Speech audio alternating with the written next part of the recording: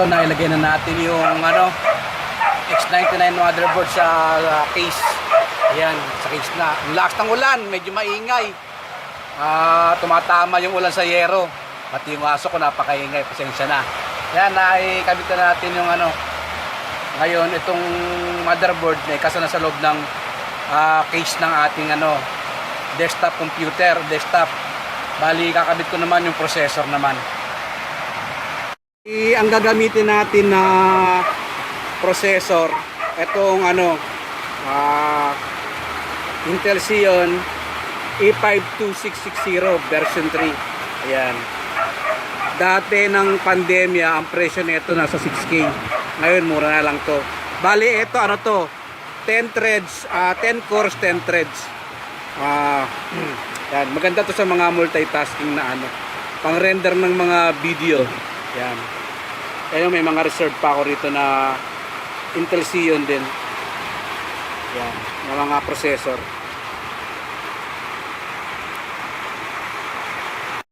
Kung GPU, itong Sapphire na GDDR 4GB na GDDR5 na V4X. Yan. Yan gagamitin natin na GPU. Yan. So dalawa yung kakabit yung GPU saka isang itong Asus. Ito. Asus na isa kakabit natin.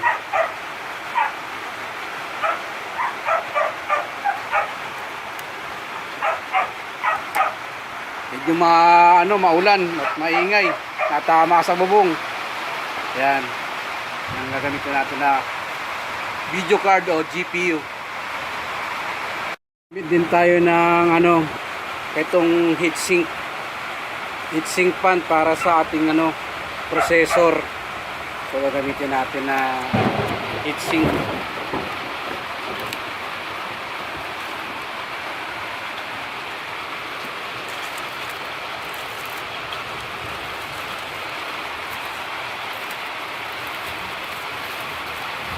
Ayan. Ito. So ang gamitin natin na heatsink sa processor natin, kakabit na assembly.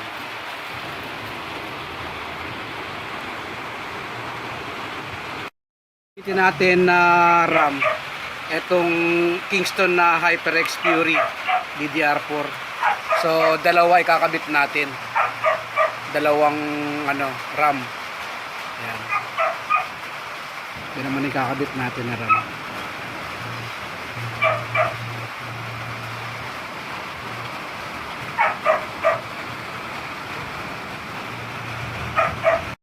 Pagbaligan niya ng kabit niya dito sa kanyang motherboard, dito sa socket niya, halimbawang itong processor nakaganito, ito yung pinakaibabaw niya, yan, harap niya, hanapin nyo lang yung pinaka-arrow, may arrow to yan, ayan. Ito yung arrow to, itong parang triangle na to, may nakalagay na R3. Ayan, R3. Ayan. Tapos doon siya itatapat natin sa bandang taas. Ayan. Bali, ganun siya. Kasi pagka hindi naman siya sakto, may mga gatlayan dyan. Ayan, hindi mapasok yung processor. So naandito yung arrow. Kahit dito sa may pinaka-yakap niya, ayan, meron din nakalagay dito na arrow din yan. Parang triangle. Ayan. Tapos pag binaba mo na to, ayan, unahin mo muna tong kaliwa. Ito muna, bago ilak mo muna tong kaliwa na to. Palipdin mo lang dito. Ayan, unahin mo lang to ilak. Muna sa kaliwa. Tapos habang nakapress ka, ito naman sa kanan.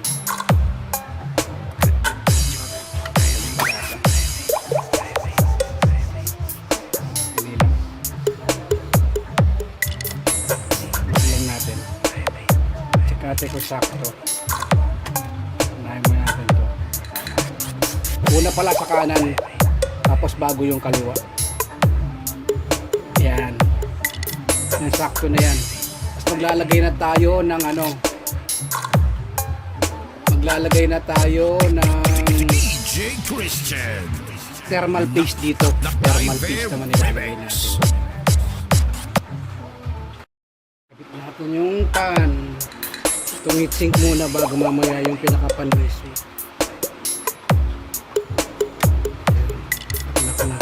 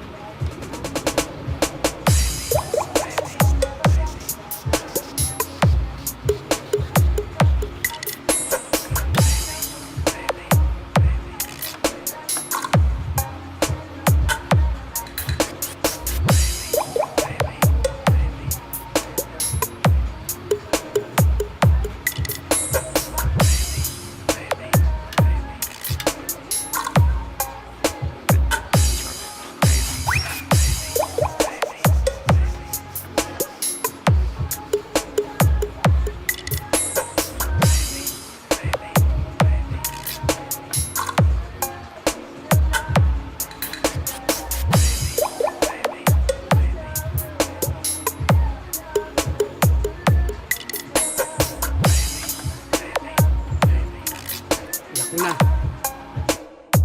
Bali yan, nakabit na natin yung pan. Ano ko lang kanina kasi sa pagkabit ko mayroon palang tugtog na malakas, baka makopyright tayo, mahirap na. Inulit ko lang na to. Kakabit ko naman yung pan sa kanya, sa heatsink. Bali ang pagkabit nito, ito yung pinapasok dito sa mga butas na ganito dito, oh. Dito sa ganito papasok mo yan dyan, ganyan. Tapos ito dito sa may tower ng heatsink nya, bali nakaganyan siya, nakaipit na ganito, ilalak mo siya. Bali maglalak, ito papasok na to rin sa butas. Ito yung unang butas, parang ganito, pasok ko yung kabila yan. Tapos yung kabila sa ilalim naman, sa kabilang butas, papasok ko. Tapos hihilain ko rito hanggang sa makabot dun. Ayan. So yun, kapit na siya. Kapit na isa. So kabila naman ganun din ang gagawin. Babaliktad ko lang. Dali, ganun ulit. Papasok ulit natin dito sa baba, sa butas, sa lagayan ng screw dyan, screw yan eh. Yan. Tapos ilalak natin dito sa heatsink. Kabila ganun din, parang kakabit mo lang din siya doon. Ito ulit sa butas, ito yung pinaka spring na to, yan, kabilaan dulo, yan ng butas, saka sa baba. Pag napasok na,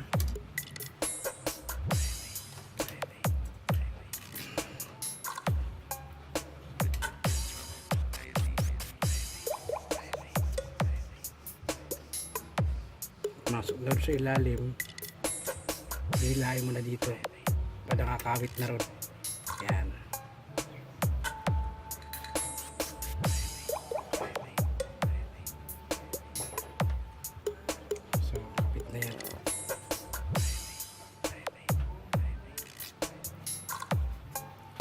So ganyan lang po magkabit ng pinaka pan sa ating heatsink. Ganyan lang po. Kada itong dalawang pan na to, tag-isa yan ng connector niya. Tapos bali mayroon isang connector na ganito. Itong dalawa nakaparallel yung supply. Tapos itong dulo na to, ito may 4 pins siya. Kakabit natin to sa CPU pan. CPU pa natin siya kakabit. So ito CPU pan, nandito siya. Kasi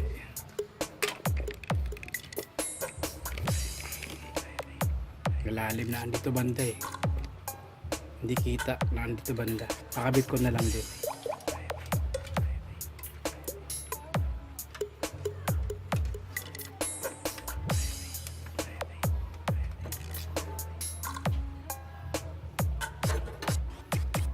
DJ Christian.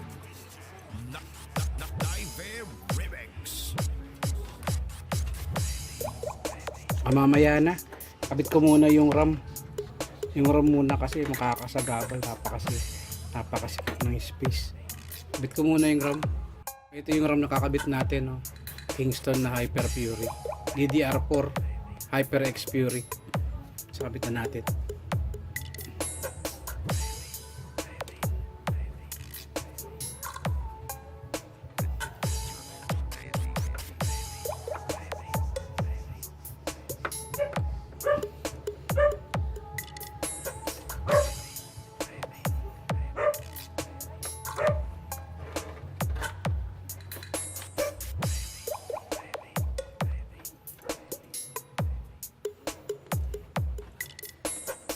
Ang hirap. Masyadong ano. Gipit.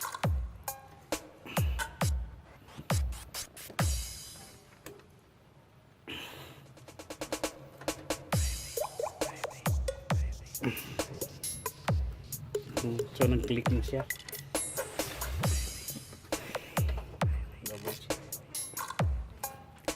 Click na siya. Nakapasok na ng todo. Tapos yung isa pa. Ito pa yung isa. Kabila naman. Same din.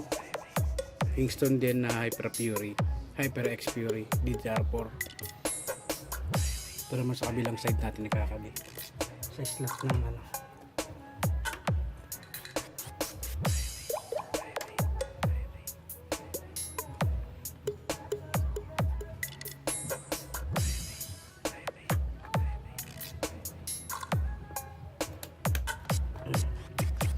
DJ Christian. Sok na lumagitik na. Lumagitik na siya. Next naman, kakabit natin yung pinaka yung PSU natin, power supply naman sa ating board. Kakabit naman natin sa board.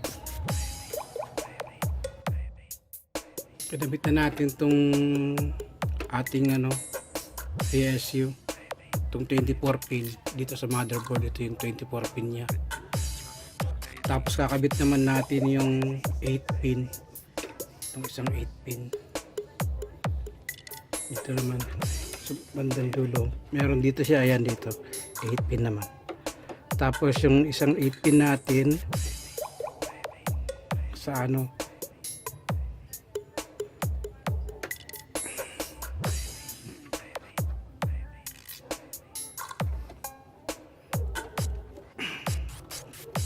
yun, nakabit na. Isa naman, ito naman sa ating GPU, sa ating video card. Kinabit na natin tong ating ano PSU, itong 24 pin dito sa motherboard. Ito yung 24 pin nya. Tapos kakabit naman natin yung 8 pin, yung isang 8 pin dito naman sa bandang dulo. Meron dito siya, ayan dito 8 pin naman. Tapos yung isang 8 pin natin sa ano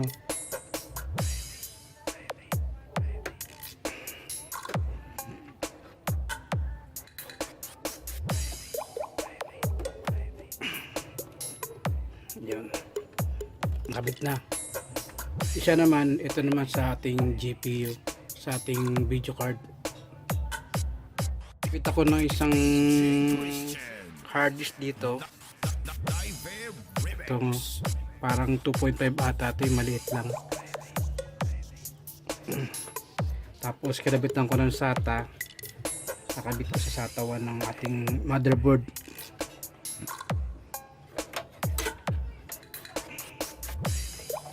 Tapos susunod, bibilang ko naman siya ng ano ng NVMe 2 storage.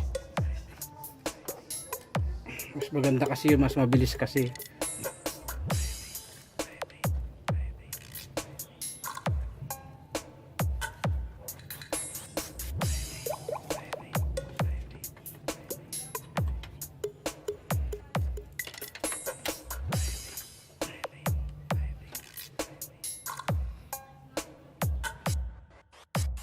Dalawa yung slot ng NVMe 2 dito.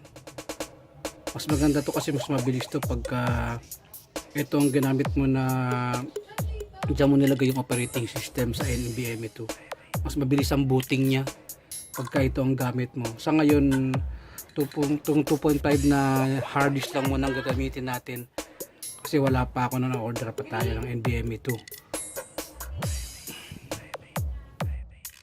Naman natin itong ating GPU, itong ating video card o GPU. Itong gamit ko naman ay Sapphire. Ayan po. Sapphire siya. Ayan. B4X po siya. Tapos dalawang 8 pin. Dalawang 8 pin siya. So, kabit natin itong ating GPU. DJ Christian. Naive Remix.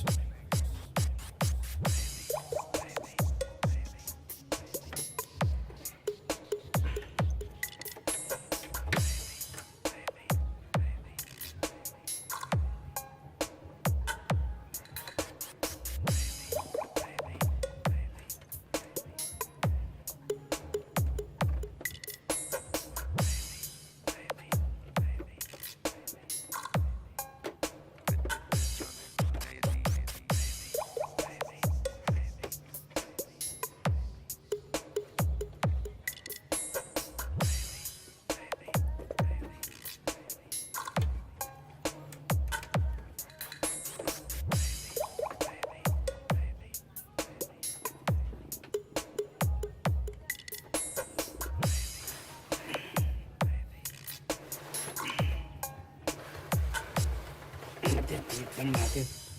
Ang hirap. Ano yun?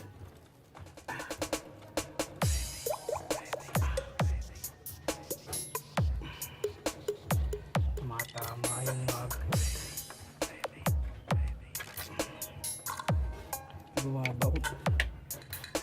bumabaon sa doon sa PCI Express niya.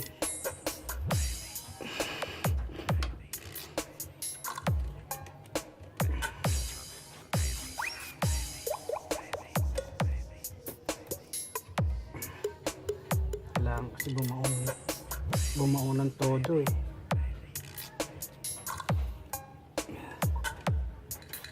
Ito tornilyo na lang natin. Tapos ang tornilyo. Ayan. Ay, hindi pala kita. Bali yun. Ayun. Ating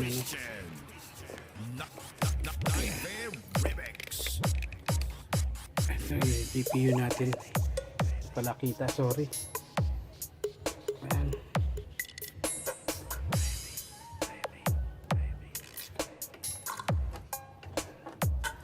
Tapos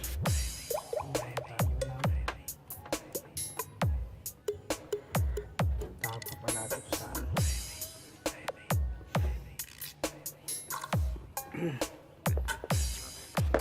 hanapan lang natin ang tornilyo rito para ma-support lang, para hindi matanggal tong ating GPU. Okay na po, no, napagana natin yung binuo natin na X99 na yan, no, na Genie motherboard. So ang ginamit natin na video card o GPU, ito ng Asus na itong RX 570, kasi nagkaroon ng problema yung isang video card na V4X ng Sapphire, nagkaroon siya ng problema. So kailangan kasing ano yun, yung pinaka heatsink niya papunta sa GPU, kailangan buksan yun, lagyan ng thermal paste kasi parang malamang tuyo na yung thermal paste sa ilalim nun, kaya nawawala yung video niya. So at least successful naman yung ating ang ating assembly ng X99 motherboard na yan, Jingye. Yan siya. Okay naman, magana na siya.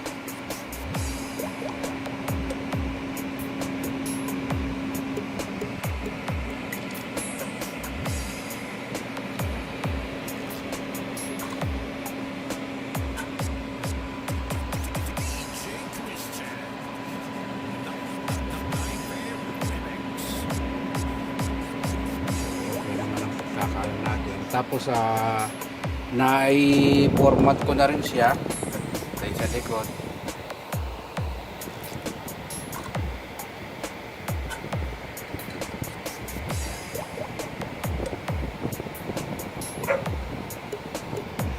Tapos ito yung ginamit kong monitor, yung TV. Yan. Tapos tinry ko na rin mag-capture ng mga games. Tulad nito yan.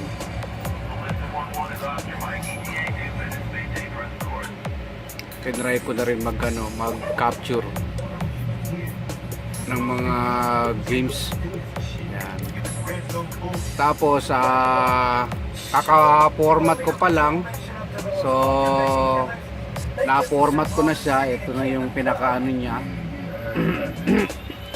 Ito na yung na-format ko na siya. Bali, ito na yung pinaka-desktop niya. Yan, nagawa ko na. Tapos bala kong bumili ng NVMe 2 para mas mabilis-bilis yung pinaka-file transfer sa mga rendering ng Bali, magiging storage niya NVMe 2 na. Kasi ito naman yung pinaka B4X, nagloko to, medyo namamatay siya. Matagal na kasi hindi nagagamit to, malamang kailangan tong ilinisin. Tapos palitan siya ng bagong thermal paste para medyo maging okay siya. So ganun nang nangyari sa kanya. So ito, tapos nag-try din ako mag-capture na ng mga games din, games din dito.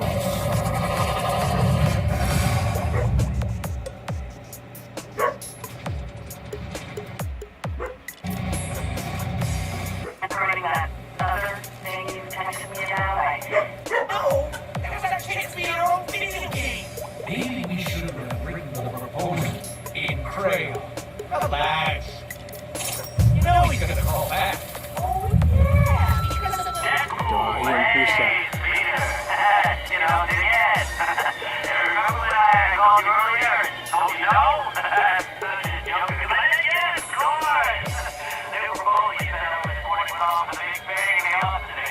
So mga kasaws at mga kabuting-ting, hanggang dito na lang po yung aking content na